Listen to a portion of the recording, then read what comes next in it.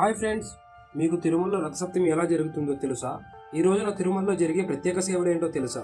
తెలుసుకోవాలంటే ముందుగా ఓం నమో వెంకటేశాయ అని కామెంట్ చేసి ఈ వీడియోని చివరి వరకు తప్పకుండా చూడండి. తిరుమలలో జరుపుకునే రథసప్తమి ప్రపంచంలోనే అత్యంత వైభవంగా జరిగే సూర్యరథ ఉత్సవంగా ప్రసిద్ధి. ఈ రోజున ఒక అద్భుతం జరుగుతుంది.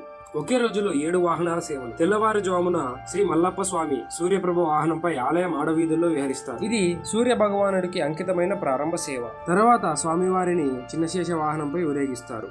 అనంతశేషుని ప్రతీకగా ఈ వాహనం భక్తులకు రక్షణ, ధైర్యం ప్రసాదిస్తుందని నమ్మకం. తర్వాత మూడవది హంస వాహనం. హంస జ్ఞానానికి ప్రతీక. ఈ సేవ ద్వారా స్వామివారు వివేకం, జ్ఞానం ప్రసాదిస్తాడని విశ్వాసం. నాలుగవది సింహవాహనం. సింహం శక్తికి, ధర్మానికి ప్రతీక. దుష్ట శక్తుల నాశనానికి సంకేతంగా భావిస్తారు. ఐదవది కల్పవృక్ష వాహనం. కల్పవృక్షం కోరిన కోరికలు నెరవేర్చే వృక్షం. భక్తుల కోరికలు తీరుతాయని నమ్మకం. ఆరవది అతి ముఖ్యమైన చక్ర స్నానం.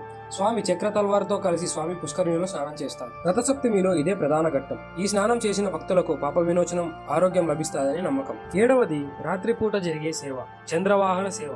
చివరిగా జరిగే సేవ ఇది. చంద్రప్రభపై స్వామి దర్శనమిస్తారు. మనిషికి శాంతి, చల్లదనం కలుగుతుందని నమ్మకం. ఇవన్నీ తిరుమలలో రథసప్తమి సందర్భంగా సూర్య భగవానుడికి ప్రత్యక్షంగా జరిగే మహోత్సవం. అందుకే లక్షలాది భక్తులు తిరుమలకు తరలి వస్తారు. ఈ సమాచారం మీకు నచ్చినట్టయితే కామెంట్స్ లో గోవిందా గోవిందా అని టైప్ చేయండి.